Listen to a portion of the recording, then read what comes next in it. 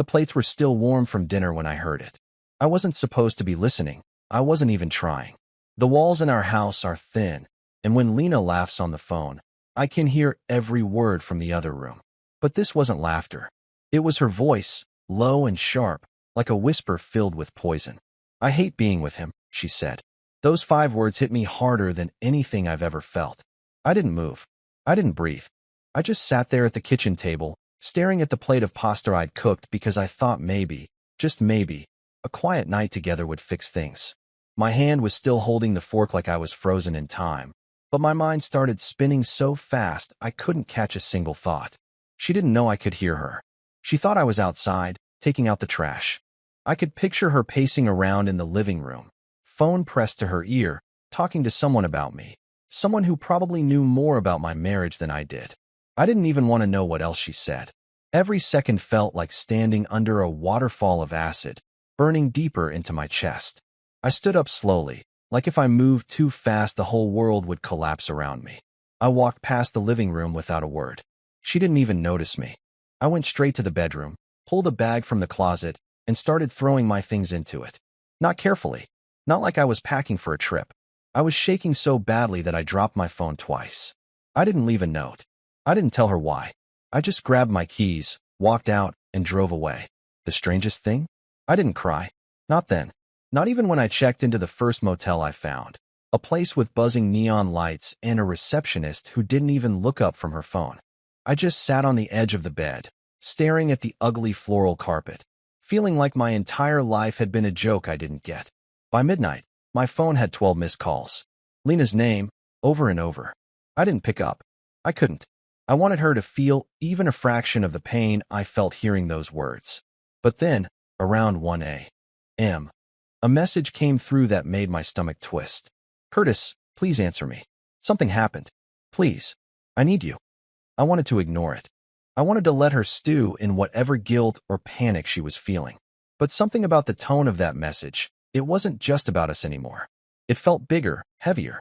And that's when I realized maybe I had just walked away from more than my marriage. By the second day, my phone looked like it had been hijacked by a ghost. Missed calls, unread texts, voicemails stacking up one after another. At first, I ignored them all. I wanted her to feel what it was like to be abandoned, to sit with that emptiness and wonder if I was ever coming back. I wanted her to realize that words like, "I hate being with him," aren't just things you can spit out and take back later like nothing happened. But the longer I stayed silent, the stranger her messages became. At 9 a.m., she texted, "Curtis, where are you? Please, I didn't mean what I said." By noon, "This isn't about you. Please just come home. I'll explain everything." That last one made my stomach drop. What did she mean? This isn't about you. Who else was it about? By evening, I couldn't take it anymore. I finally played one of the voicemails. Her voice was unsteady, almost frantic. "Curtis, I think someone is watching me. I don't know what's happening, but I swear I keep hearing noises outside the house. Please, if you get this, I'm begging you come back. I need you here. I'm sorry. I didn't mean any of it." I sat there in the motel room, staring at the peeling paint on the walls, wondering if this was some twisted trick. Was this just guilt? Was she trying to reel me back in with some fake story about danger? Or was there something real happening? A part of me wanted to believe her, to just pack up and go back home. But another part of me remembered every little sign I'd ignored before. The late-night work calls. Her sudden habit of stepping outside to take phone calls. The way she'd stop smiling whenever I entered the room. It all screamed that she wasn't telling me everything. Still, that voicemail played in my head all night, every word of it. I barely slept. The next morning, I drove by the house just to see. I parked 2 streets away, like some creep stalking his own life, and watched from a distance. The blinds were drawn tight, but the lights were on. I saw her silhouette in the kitchen, moving nervously back and forth. She was talking to someone, but not on the phone this time. There was a figure in the living room, sitting on the couch. A man. He wasn't anyone I recognized. I felt my heart slam against my ribs. So this was it. She'd already replaced me, not even 48 hours after I'd left. My first instinct was to storm in there and throw him out. But something made me stop. I just sat in the car, gripping the steering wheel until my knuckles turned white. The man didn't look casual. He wasn't lounging like a guest. He sat stiff, alert, almost like he was waiting for something.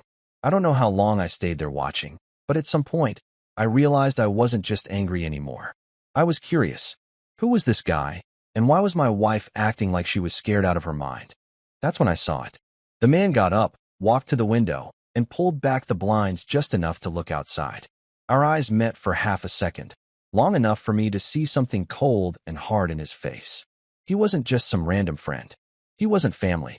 And the way he stared at me, like he knew I'd been watching, sent a chill straight down my spine. I ducked down in my seat, heart racing. What the hell was going on in my house? I stayed crouched in my car, barely daring to breathe as the blinds dropped back into place. My mind was a mess of rage and confusion, twisting into knots I couldn't untangle. Who was that man? Why was he in my house, sitting on my couch like he belonged there? I wanted to believe it was harmless, that maybe he was just a friend or some relative I didn't know about. But the way he looked at me through the window, cold, sharp, like he was daring me to come closer, told me this was anything but harmless. I thought about calling Lena right then, demanding answers, but I couldn't do it. I didn't want to hear her voice lie to me. Instead, I waited. I sat there for almost an hour, my legs cramping up, watching the shadows move behind those drawn curtains. At one point, I saw Lena's silhouette standing stiff near the doorway, and I swear I saw her flinch when the man stepped closer to her. She wasn't talking anymore. She was just standing there, like a cornered animal. That's when my anger started to shift. For the first time since hearing her say she hated being with me, I felt something else, fear. Not for me, but for her. I got out of the car and started walking toward the house, my heart pounding so loud I could hear it in my ears. Each step felt heavier, like I was dragging myself into something I wasn't ready for. I didn't have a plan, no idea what I was going to say or do if I opened that door and found him there. My hand was already reaching for the doorknob when I froze. The living room window was slightly open, and through it, I heard something that made my blood run cold. "You think he'll come back?" The man's voice was low, but I could hear the edge in it, sharp and dangerous. "Because if he does, you know what's going to happen." Lena's voice trembled. "Please, I don't want any trouble. Just leave before he..." "Before he what?" The man cut her off with a laugh, the kind that makes your stomach twist because it's not really about humor. "You think he's going to save you now? He's gone, Lena. And you and I both know why." I stumbled back a step, my head spinning. What the hell was going on? Why was this guy threatening her? Why was she scared? I had walked out on her because I thought she didn't want me anymore, because I thought maybe she had someone else. But this wasn't what I imagined. This was something darker, something that had nothing to do with our marriage falling apart. I didn't stay to hear more. I ran back to my car like a coward, my brain screaming at me to do something, but my body refusing to move. I sat there gripping the steering wheel, my breath shallow, my pulse racing so fast it hurt. Every instinct in me wanted to kick down that door and drag her out, but the truth was, I didn't know what I was up against. I didn't even know who that man was. And then my phone buzzed on the seat beside me. A new text from Lena. "Curtis, I need you. Please. He won't leave. I'm scared." That was the moment I realized this wasn't just about us anymore. Whatever she had gotten herself into, it was serious. And for the first time in days, I wasn't just the guy she hated being with. I was the only one who could get her out of this. But I had no idea what I was about to walk into. I sat in the car long after that last text from Lena, staring at my own reflection in the windshield. I looked like a ghost, pale, exhausted, with hollow eyes that didn't belong to me anymore. My hands wouldn't stop shaking, partly from fear and partly from this boiling rage I couldn't get rid of. I wanted to go in there, rip that door open, and drag whoever that man was out of my house. But a part of me knew I couldn't just walk in blindly. Something about him, the way he sat, the way he looked at me, told me this wasn't some random guy. This wasn't someone I could reason with or scare away by raising my voice. He had the kind of presence that said, "I'm not afraid of you. I've done worse." So I waited. I waited like a coward, parked 2 streets away, watching my own house through the trees as the night grew darker. At one point, I saw Lena peek through the blinds, her face pale and tense, like she was searching for me. I almost stepped out then, almost waved to let her know I was there, but something stopped me. The man was still inside. If she saw me and reacted, he might know. I needed to be smart, but I had no idea what smart even meant anymore. Around 10 p.m., I saw the front door open.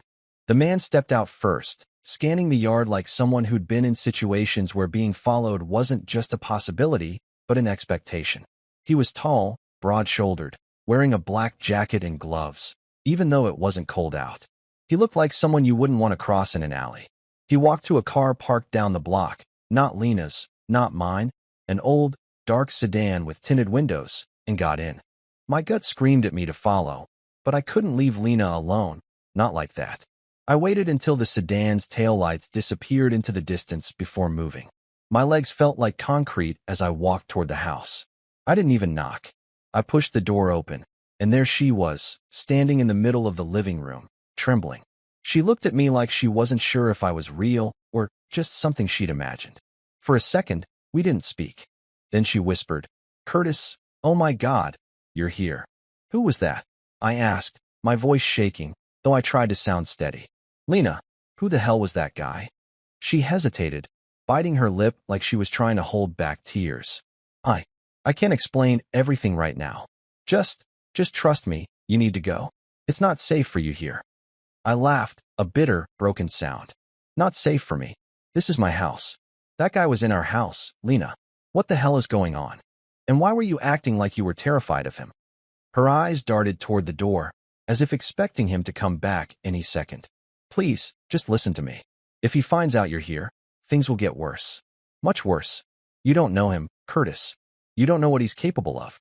I stepped closer, my anger bubbling up again. "Then tell me. Stop hiding things from me. I left because I thought you didn't love me anymore. I thought maybe you were with someone else. But this isn't just some affair, is it?" She shook her head, tears streaming down her face. "It's not like that. It's not about love. It's about something I did, something I can't take back." Those words hit me like a brick. I opened my mouth to demand an explanation, but that's when I heard it. A car door slamming outside. My blood turned to ice. Lena's face went pale. She whispered, "He's back." I moved to the window and peeked through the blinds. The dark sedan was parked right in front of the house this time, engine running. I saw the man get out, moving with this deliberate, slow confidence, like someone who knows they're in control. He didn't rush. He didn't have to. He was coming back to finish whatever business he had with Lena.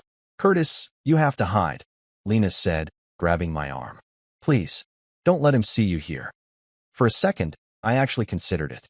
Hiding, like some intruder in my own life. But then I saw the look on her face, the kind of fear that only comes from knowing someone truly dangerous. And I realized that if I didn't do something now, I might lose more than my marriage. I might lose her.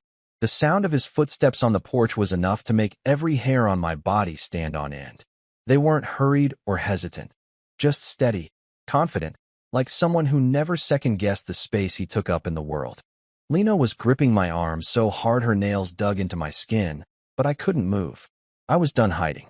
For 2 days, I had sat in a dark motel room, thinking I was the weak one, the useless one, but not anymore. Whoever this man was, he had no right to step into my house and scare her like this. The door handle started to turn, and that's when instinct kicked in. I stepped in front of Lena and put my hand out, signaling for her to stay behind me. She shook her head, whispering, "Curtis, don't. You don't know what he's capable of." I swallowed hard, trying to summon some courage, but my heart was beating so loud I thought it might explode.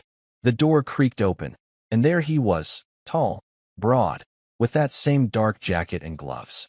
He froze when he saw me standing there. His eyes narrowed, but he didn't look surprised, almost like he'd been expecting me. For a moment, none of us said anything. The tension was so thick I could feel it pressing against my chest. Then he smiled, a slow, mocking smile that made me feel like a child about to be scolded. "So," he said, his voice low and calm, "you decided to come back. That's interesting." I felt my fists clench. "Who the hell are you, and why are you in my house?"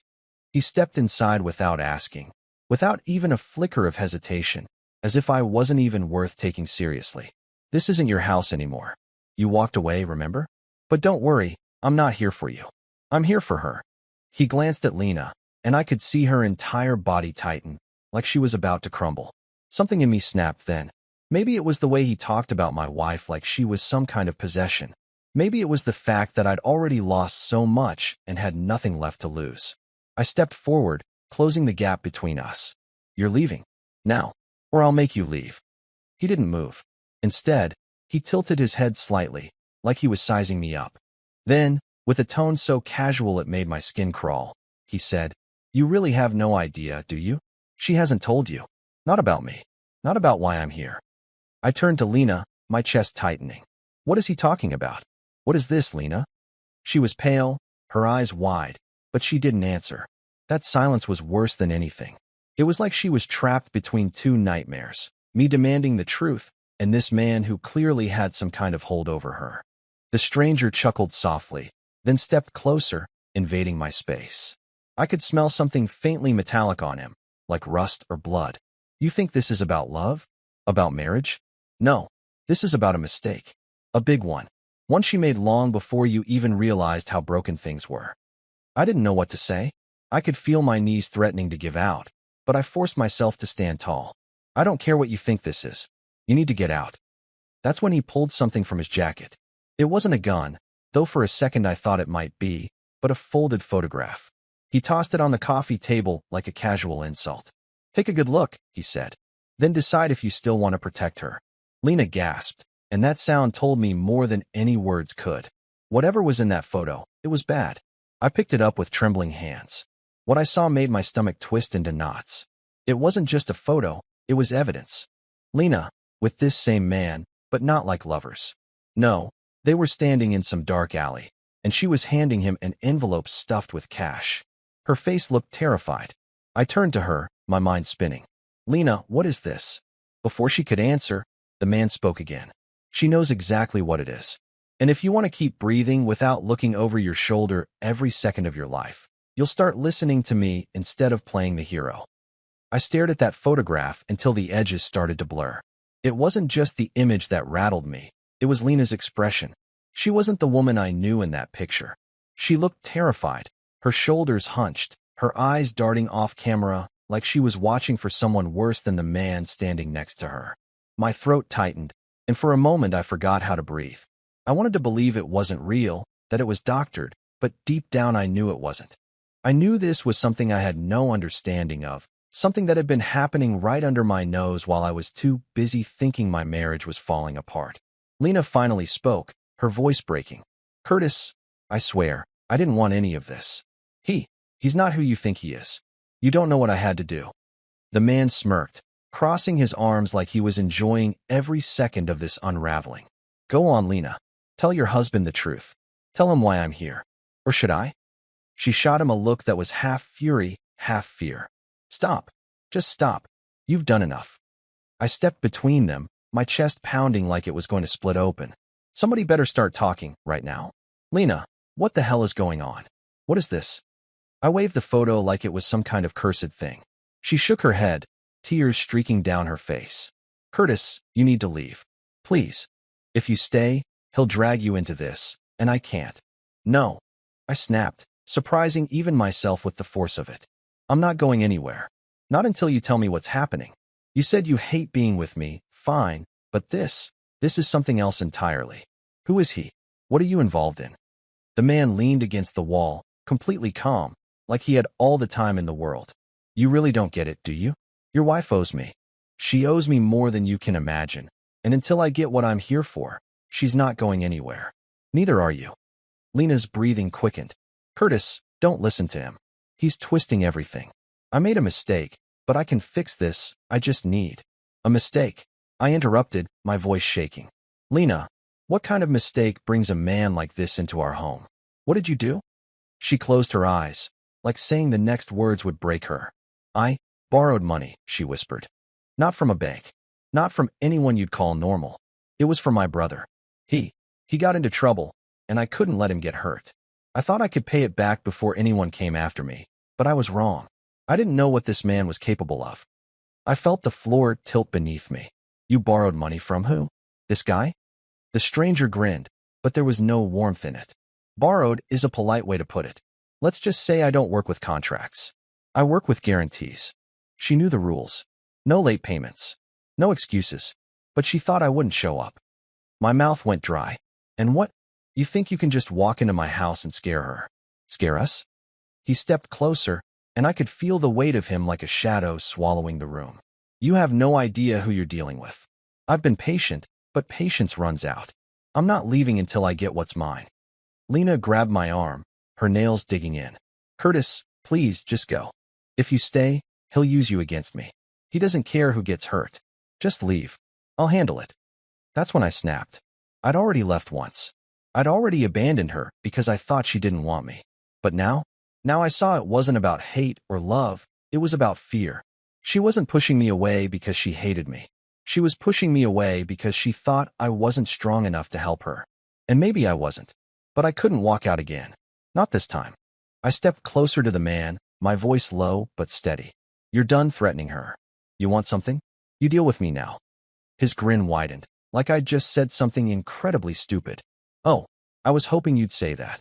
The air between us was heavy, like something alive, crawling and electric. I could feel the tension clinging to my skin. The man didn't move, didn't even blink. He was waiting, testing me, like a predator deciding if I was worth the effort of tearing apart. I wanted to look strong, but my insides were shaking. I wasn't built for this kind of thing. Danger, intimidation, men like him who seemed carved out of stone. I was just a regular guy who paid his bills, made quiet dinners, and believed that love could hold everything together. Now I was standing in my own living room, about to face down someone who didn't give a damn about any of that. You're not walking out of here with anything, I said, my voice tighter than I wanted it to be. Whatever Lena owes you, I'll figure it out. You want money? Fine. But you're not scaring her anymore. The man tilted his head, amused. Money? You think this is about money now? He took a slow step forward, his boots thudding softly against the hardwood floor. It was never just about the money. She signed her word, and that word's worth more than cash. But maybe, he paused, his eyes flicking between me and Lena like he was piecing something together. Maybe you could make yourself useful. I didn't like the way he said it. Useful how? He smiled, and it wasn't a friendly smile.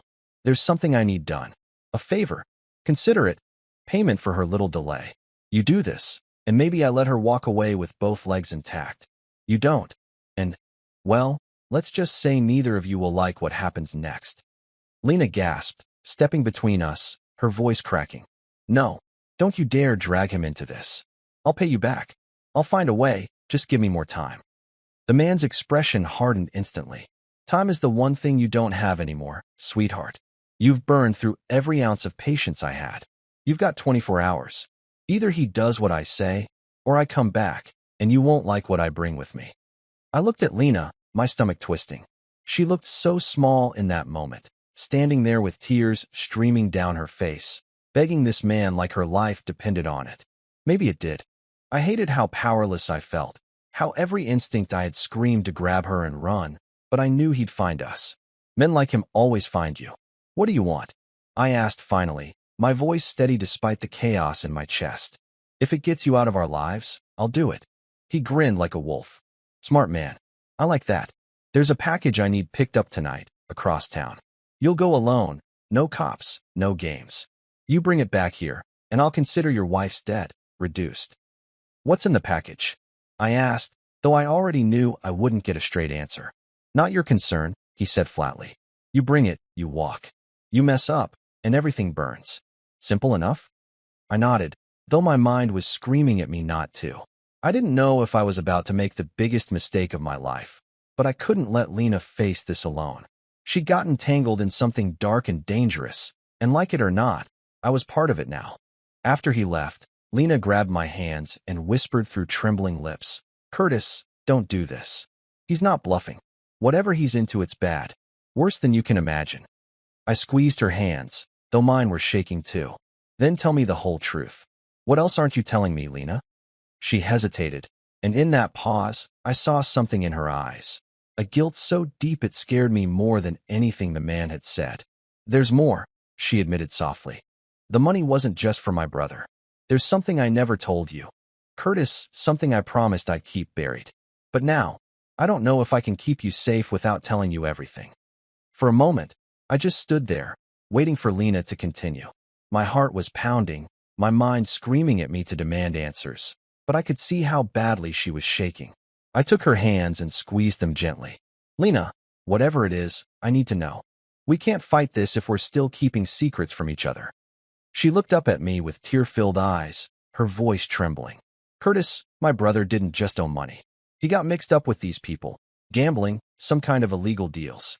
I tried to help him, but when I didn't have enough cash, I agreed to hold something for them, just to buy more time. That package he wants you to pick up?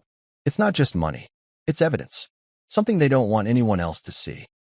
I felt my stomach twist. Evidence. Lena, what did you get involved with?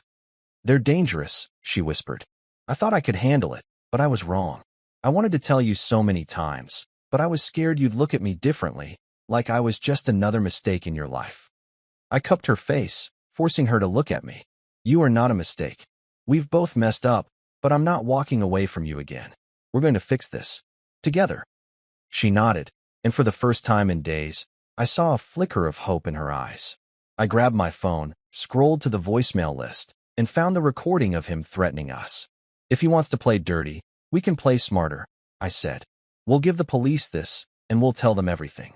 No deals, no packages. We end this. Lena froze. Curtis, if we go to the police, He won't, I said firmly. Not if they catch him first. It wasn't easy. My hands shook the entire time I was explaining things to the dispatcher, my voice cracking as I tried to sound brave. But once I played that voicemail and showed them the photo, things started moving fast. Within an hour, 2 unmarked cars were parked at the end of our street. They told me to sit tight, to keep Lena inside and wait.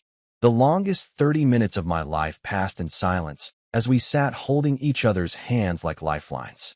When the dark sedan rolled back down our street, I felt Lena tense against me. But before the man even reached the porch, the unmarked cars lit up with flashing lights. Officers swarmed him, shouting commands, and for the first time, I saw him lose that smug composure. It was over in seconds. Lena broke down sobbing as we watched him get handcuffed and shoved into the back of a police car. I held her tight, my own legs weak with relief. It wasn't over completely. They wanted our full statements, and I knew we'd have a mess to clean up, but the worst of it was done. We weren't alone anymore. That night, after the officers left, we sat on the couch, both of us too exhausted to speak for a while. Then Lena whispered, I thought I'd lost you for good. I kissed her forehead and held her close. You almost did, but you're stuck with me, whether you hate me or not. She laughed through her tears, shaking her head. I never hated you, Curtis. I hated myself for lying. I just didn't know how to fix it. I looked at her, really looked at her, and for the first time in a long while, I saw the woman I'd fallen in love with, not the stranger I'd imagined. Then we fix it together. Starting now. We didn't have all the answers that night, and maybe we still don't. But as I watched her fall asleep with her head on my chest, I realized something important. Whatever storms we go through, I don't want to face them alone. And if it means fighting for us, even when I'm terrified, then that's exactly what I'll do.